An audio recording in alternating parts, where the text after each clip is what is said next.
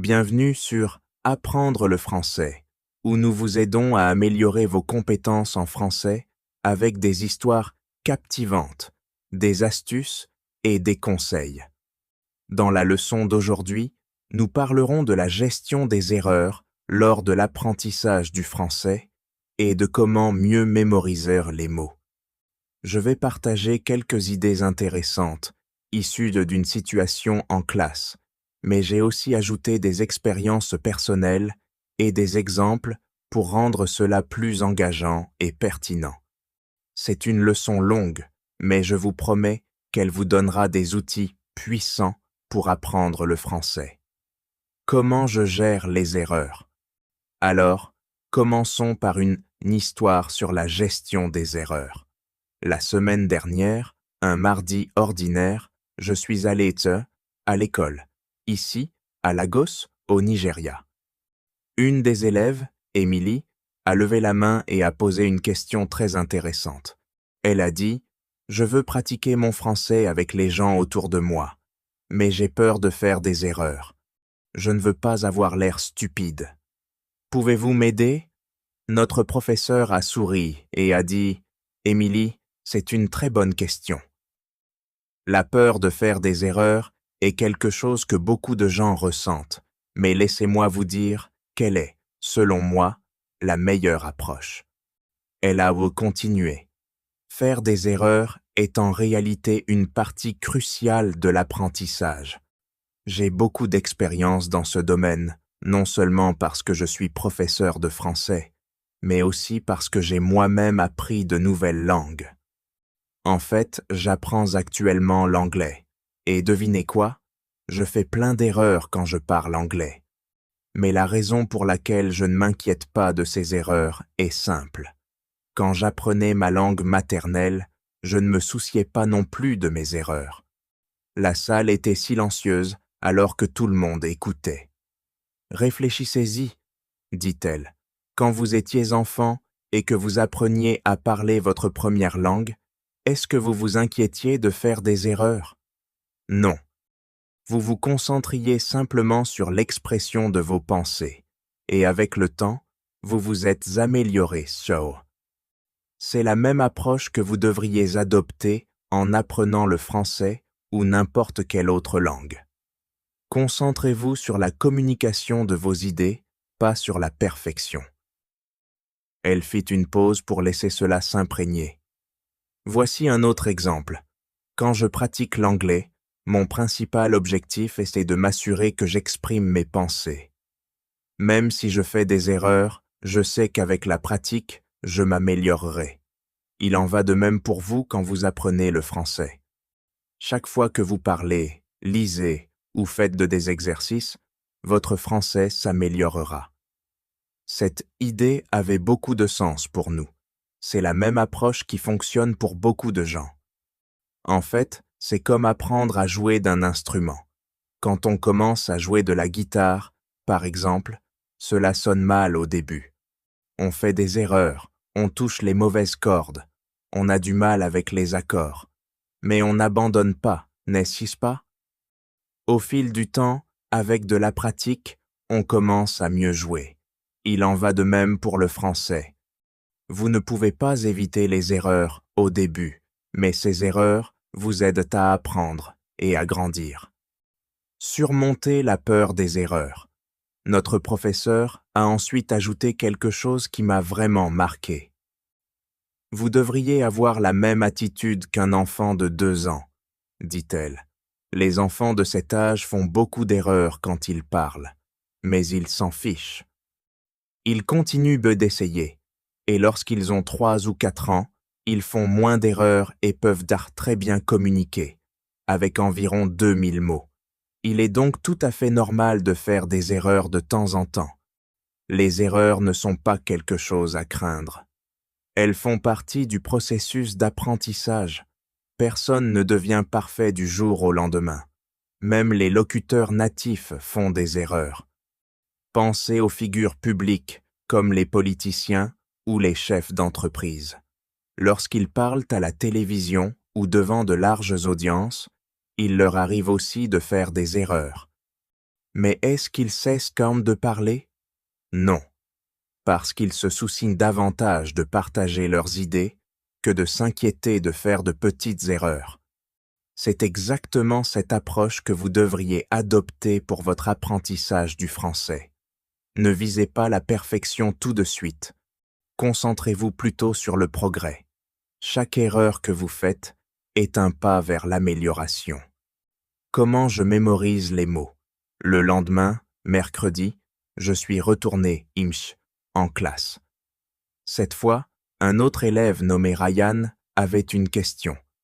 Il a dit « J'ai commencé à lire davantage et j'ai l'impression que cela m'aide avec la grammaire, mais j'ai du mal à me souvenir des nouveaux mots. Je les cherche dans le dictionnaire, mais parfois, quand je revois le même mot, j'oublie sa signification. Pouvez-vous m'aider ?» Notre professeur a hoché la tête et a dit « Ryan, c'est un problème courant et c'est tout à fait normal. Lorsque nous apprenons de nouveaux mots, notre cerveau doit passer par plusieurs étapes avant que nous puissions bien les retenir. » Elle a expliqué qu'il y a 5 phases pour apprendre de nouveaux mots. Phase 1. C'est quand vous voyez ou entendez un nouveau mot pour la première fois. Vous ne connaissez pas sa signification, alors vous le cherchez dans le dictionnaire. Phase 2. Vous voyez de nouveau le mot, mais vous ne vous souvenez toujours pas clairement de sa signification. Vous le cherchez à nouveau. Phase 3. La fois suivante, vous voyez le mot et avez une idée de ce qu'il pourrait signifier. Vous le reconnaissez peut-être comme un verbe ou un nom, mais vous n'en êtes pas 100% sûr. Phase 4. À ce stade, vous connaissez la signification du mot quand vous le voyez, mais vous ne pouvez pas encore l'utiliser dans une conversation. Cela s'appelle le vocabulaire passif. Phase 5. Enfin, vous atteignez le stade où vous pouvez utiliser activement le mot quand vous parlez. Il devient alors une partie de votre vocabulaire actif. Ryan semblait soulagé d'entendre cela. Donc, c'est normal, si je ne me souviens pas tout de suite d'un mot, demanda-t-il. Absolument, répondit notre professeur. Cela fait partie du processus. Vous devez voir ou entendre le mot plusieurs fois avant qu'il devienne une partie de votre vocabulaire quotidien. Ne vous sentez pas mal si vous devez le chercher plusieurs fois. À chaque fois, vous vous rapprochez de la maîtrise. Comment j'améliore mon écoute? Le jeudi, nous avons eu une autre excellente discussion en classe. L'une des élèves, Lily, a posé une question sur l'amélioration de ses compétences en compréhension orale. Elle a dit « Je peux lire et écrire en français, mais j'ai du mal à comprendre les gens quand ils parlent vite. Comment puis-je améliorer mon écoute ?»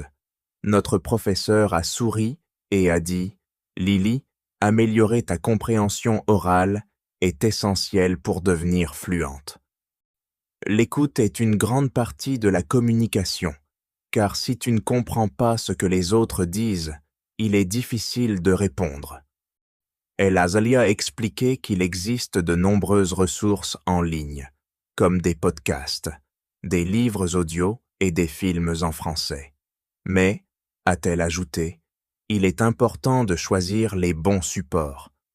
Lorsque tu écoutes quelque chose en français, assure-toi de comprendre au moins 95% des mots. S'il y a trop de nouveaux mots, il vaut mieux lire d'abord la transcription pour te familiariser avec le vocabulaire. Elle a aussi donné un excellent conseil. Quand tu écoutes, ne te concentre pas sur l'apprentissage de nouveaux mots. L'objectif de l'écoute est de comprendre le message. À mesure que tu écoutes de plus en plus de contenu à ton niveau, tes compétences en compréhension orale s'amélioreront naturellement. Tu commenceras à saisir des phrases courantes, des structures de phrases et le rythme de la langue. Conclusion. En conclusion, apprendre le français ou n'importe quelle langue est un parcours plein d'erreurs, mais ces erreurs sont vos marches vers le succès. Que vous appreniez à gérer les erreurs, à retenir de nouveaux mots, ou à améliorer votre écoute, tout se résume à la pratique et à la patience. Rappelez-vous, personne ne commence parfait, mais à chaque erreur, vous vous améliorez. Nous croyons au pouvoir de la pratique, et nous sommes là pour vous aider à chaque étape. Alors, continuez à parler, lire, écouter, et surtout, continuez à faire des erreurs. Elles sont la clé de votre progrès. Comment améliorer vos compétences en compréhension orale, en français, avec des livres, des films et de la motivation? Permettez-moi de vous parler de quelques excellentes façons d'améliorer votre compréhension orale en français. Ce sont des méthodes que j'ai personnellement essayées et elles ont très bien fonctionné pour moi. Je vous les recommande donc vivement. La première chose que je suggère est de lire des livres.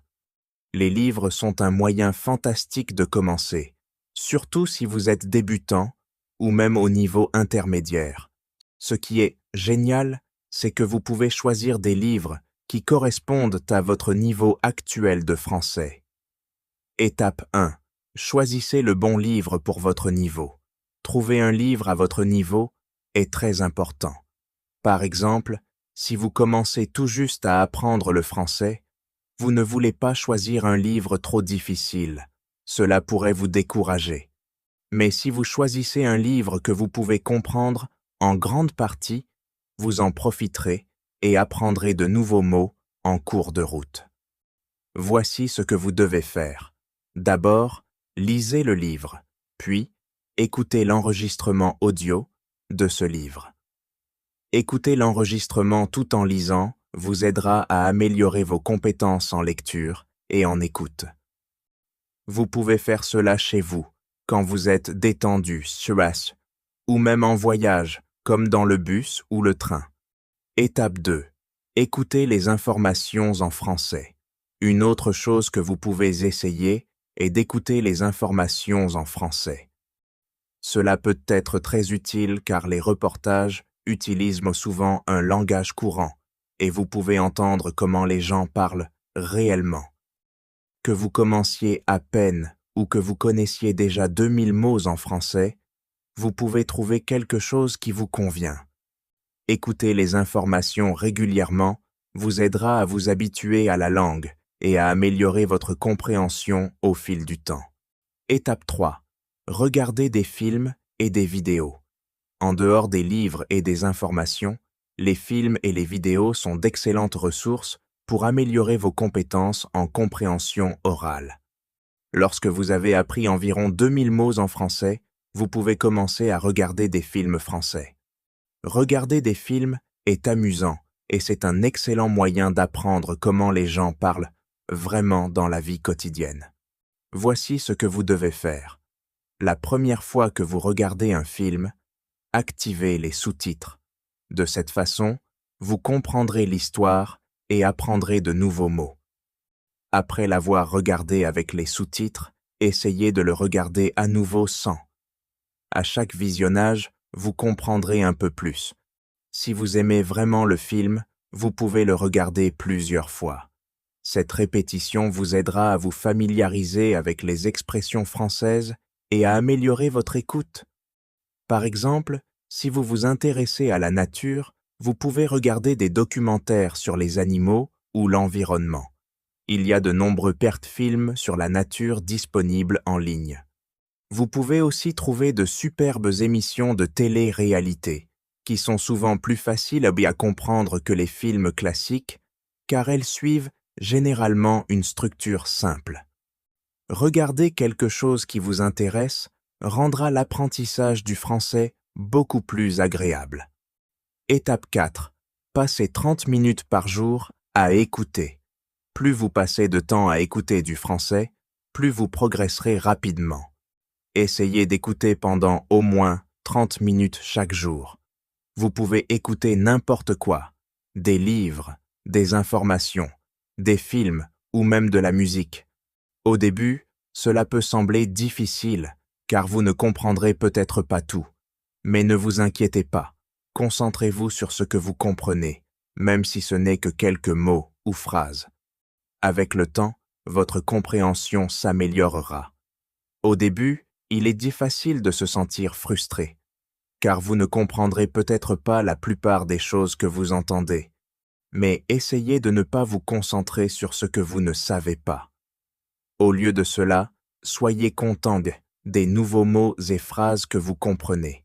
Chaque nouveau mot que vous apprenez est un progrès. Rappelez-vous, écouter est l'une des façons les plus faciles d'apprendre, car tout ce que vous avez à faire, c'est vous asseoir et écouter. Vous n'avez rien d'autre à faire. Une histoire personnelle. Comment j'ai amélioré mes compétences en écoute? Permettez-moi de vous raconter une histoire sur la façon dont j'ai amélioré mes compétences en écoute en français. Cela pourrait vous inspirer. Dans l'une de mes classes de français, mon professeur nous a demandé de parler de la première fois où nous sommes devenus intéressés par l'apprentissage du français. Vous souvenez-vous du moment où vous avez commencé à apprendre le français? Pour ma part, j'ai commencé à apprendre le français au lycée. Au début, je n'aimais pas du tout cette langue. C'était vraiment difficile et je trouvais la grammaire confuse. La structure des phrases ne me semblait pas logique et j'avais du mal à mémoriser le vocabulaire. Lorsque j'ai fini le lycée, j'étais toujours un débutant. Je ne pouvais pas parler français et je pensais que je ne pourrais jamais l'apprendre correctement. Je croyais que le français n'était tout simplement pas fait pour moi, mais quelque chose a changé lorsque j'ai eu 20 ans. J'ai toujours aimé la musique et à cette époque, j'ai commencé à écouter un groupe appelé les Blue Roses. Je voulais vraiment comprendre les paroles de leurs chansons, alors j'ai commencé à traduire leurs chansons mot à mot. Peu à peu, j'ai commencé à comprendre de plus en plus les paroles. Un jour, j'ai rencontré 2 voyageurs français dans un train. Nous avons eu une conversation très simple, en français, mais cette petite discussion a eu un grand impact pour moi. J'ai commencé à croire que peut-être, juste peut-être, je pourrais vraiment apprendre le français. À partir de ce moment-là, j'ai travaillé sur mon français presque tous les jours. J'ai écouté des chansons françaises, regardé des films et lu des livres. Finalement, je suis devenu, beaucoup meilleur pour comprendre et parler français. J'ai même décidé de voyager à Paris, en France, pour améliorer encore mon français, en m'immergeant dans la langue. L'importance de la motivation. Mon professeur m'a dit quelque chose de très important pendant cette classe. La motivation est la clé pour apprendre le français. Sans motivation, il était difficile de rester concentré. Mais quand vous avez une raison forte d'apprendre, comme vouloir comprendre la musique, les films, ou avoir des conversations avec des personnes d'autres pays, vous trouverez beaucoup plus facile de progresser.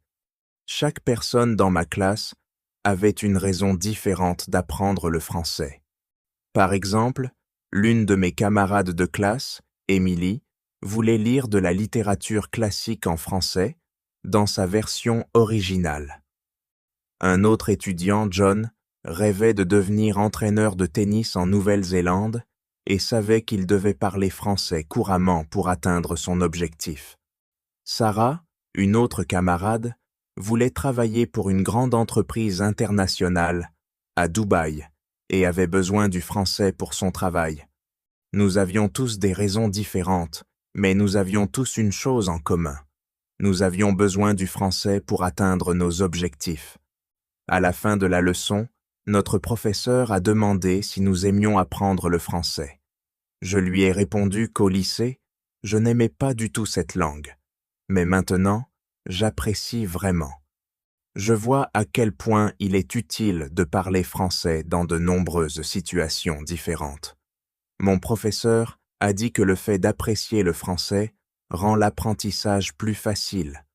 Si vous aimez la musique, les films ou la culture française, il devient plus facile de consacrer du temps à apprendre la langue. Comment apprendre 3000 mots en français? Un jour, en classe, un étudiant a demandé à notre professeur comment apprendre 3000 mots importants en français. Notre professeur a expliqué que bien que vous puissiez trouver des listes des 3000 mots les plus courants sur Internet, apprendre des mots à partir d'une liste n'est pas très utile. Apprendre des mots isolés ne vous aide pas à comprendre comment les utiliser dans des conversations réelles. Une meilleure façon d'apprendre de nouveaux mots est de lire ou d'écouter des phrases complètes. Ainsi, vous apprenez les mots dans leur contexte et vous vous en souviendrez plus facilement. Par exemple, au lieu de mémoriser le mot « apprécier » à partir d'une liste, vous pouvez l'apprendre dans une phrase comme « J'apprécie vraiment ton aide ». En voyant ou en entendant comment le mot est utilisé dans la vie réelle, il restera plus facilement dans votre mémoire. Conclusion, restez motivé et continuez à pratiquer. Au final, la clé pour améliorer vos compétences d'écoute en français est simple. Pratiquez régulièrement, restez motivé et appréciez le processus. Trouvez des choses que vous aimez écouter, que ce soit de la musique, des films ou des nouvelles, et faites-en une habitude de passer du temps avec le français chaque jour. Plus vous écoutez, mieux vous deviendrez. N'oubliez pas que chaque petite progression compte, et avec le temps, vous verrez de grandes améliorations dans vos compétences en français. Apprendre le français peut être un voyage passionnant, mais il est important de se rappeler que certaines bonnes méthodes d'apprentissage peuvent avoir leurs limites. Par exemple, lorsque vous vous reposez uniquement sur la mémorisation de mots individuels, à partir de listes ou d'une méthode de traduction, vous pourriez vous retrouver bloqué après avoir appris environ 1000 mots. Cette approche peut être lente, et il existe des moyens bien plus efficaces pour enrichir votre vocabulaire et vos compétences linguistiques. L'une des meilleures de méthodes est la lecture. Si vous êtes débutant, il est une excellente idée de commencer avec des livres simples. Un exemple parfait est Robinson Crusoe, en français simplifié. Vous pouvez facilement trouver cette version sur des sites web dédiés aux lecteurs débutants ou même dans votre librairie locale. Il vous suffit de chercher Robinson Crusoe pour débutants et vous trouverez probablement une version qui correspond à votre niveau. Ce livre introduit de nouveaux mots dans un contexte naturel, ce qui facilite leur compréhension et leur mémorisation. Il existe une règle intéressante sur l'apprentissage des langues. Chaque mot important pour vous continuera à apparaître dans votre vie jusqu'à ce que vous l'appreniez. Cela ressemble beaucoup à la façon dont les enfants apprennent leur première langue. Quand nous étions enfants, nous n'étudions pas des listes de mots. Au lieu de cela, nous entendons et utilisons la langue dans notre vie quotidienne. Les mots qui sont importants pour nous, comme lait, nourriture ou jouet, reviennent sans cesse dans les conversations. Finalement, sans même trop essayer, nous comprenons et connaissons ces mots. Par exemple, pensez au mot Google. C'est maintenant un verbe dans de nombreuses langues. Personne n'apprend ce mot à partir d'une liste de vocabulaire, pourtant tout le monde semble savoir ce qu'il signifie. La première fois que vous avez entendu le mot Google, vous ne saviez probablement pas ce que cela signifiait. Mais à force de l'entendre dans différents contextes, vous avez commencé à le comprendre. Peut-être que quelqu'un a dit « Je vais le googler pour toi » ou « Tu peux trouver la réponse sur Google ». Au bout d'un moment, le sens est devenu clair. C'est un excellent exemple de la manière dont nous apprenons naturellement de nouveaux mots lorsque nous utilisons une langue régulièrement. Cette méthode est bien plus efficace que de mémoriser des listes de mots. Vous n'avez pas besoin de passer des heures à étudier le vocabulaire avec des cartes mémoire ou des applications. Au lieu de cela, immergez-vous dans le français en lisant des histoires intéressantes, en regardant des vidéos ou en ayant des conversations. Lorsque vous utilisez fréquemment la langue dans votre vie quotidienne, de nouveaux mots deviendront naturellement une partie de votre vocabulaire. Laissez-moi vous raconter l'histoire d'une étudiante qui apprenait le français en travaillant dans un café. Cette étudiante, appelons-la Emma, vivait dans une petite ville du Canada. Après l'école, elle travaillait dans un café en servant des clients qui commandaient principalement du café et des sandwichs. Au début, elle trouvait le travail facile car les clients utilisaient toujours les mêmes mots. Café, sandwich, merci. Ce sont des mots qu'Emma entendait tous les jours et elle avait été rapidement devenue confiante dans sa capacité à communiquer.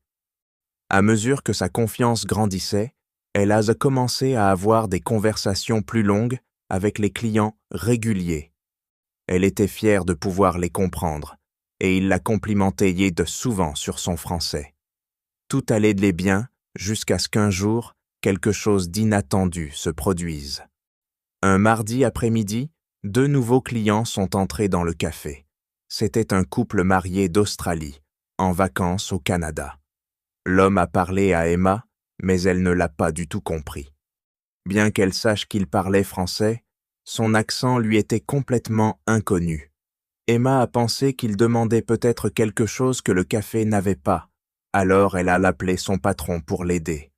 Son patron a rapidement compris la commande de l'homme et leur a vendu 2 cafés et des sandwichs. Après que le couple soit parti, Emma s'est sentie embarrassée. Elle s'est excusée auprès de son patron de ne pas avoir compris l'homme. Son patron l'a rassurée en lui disant que ce n'était pas grave du tout et que ce genre de situation arrivait tout le temps. Le couple venait d'Australie, expliqua son patron. Leur accent est différent de ce à quoi tu es habitué ici. Cependant, Emma se sentait frustrée. Le lendemain, elle raconta ce qui s'était passé à son professeur de français.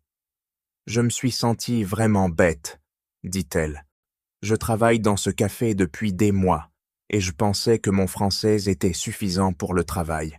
Mais quand je n'ai pas pu comprendre ce client, j'ai commencé à douter de moi. » Son professeur sourit et lui dit « Tu ne devrais pas te sentir mal du tout. Tu as pratiqué le français ici, au Canada, où les gens parlent avec un accent canadien, mais l'accent australien est différent. Tes oreilles ne sont tout simplement pas encore habituées. Cela arrive à tout le monde lorsqu'ils entendent un nouvel accent pour la première fois. Cela ne veut pas dire que ton français est mauvais. Tu dois simplement te donner du temps pour t'adapter. » Le professeur continua en expliquant qu'il faut généralement environ 2 semaines pour s'habituer à un nouvel accent. Elle suggéra à Emma de regarder des films ou des séries de télévisées australiennes. « Cela t'aidera à entraîner tes oreilles, » dit-elle. « Bientôt, tu pourras comprendre l'accent australien sans problème. » Emma se sentit beaucoup mieux après avoir parlé à son professeur. Elle décida de suivre les conseils et commença à regarder des sitcoms australiennes après le travail. Petit à petit, elle remarqua qu'elle comprenait de plus en plus facilement les accents des personnages. Quelques jours plus tard, quelque chose de similaire se produisit au café.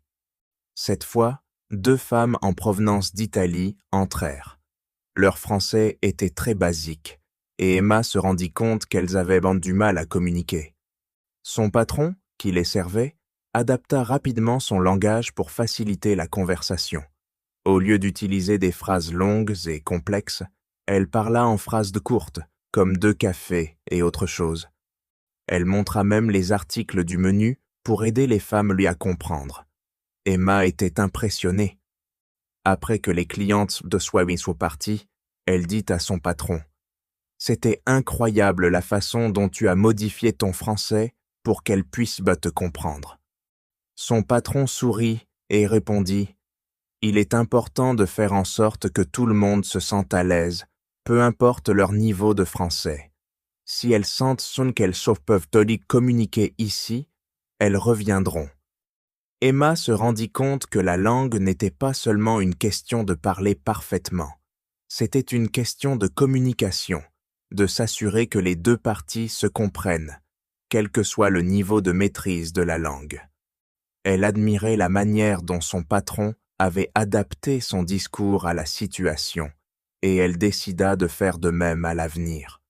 En écoutant plus attentivement, en adaptant son langage et en étant patiente, Emma devint meilleure dans son travail et plus confiante dans ses compétences en français.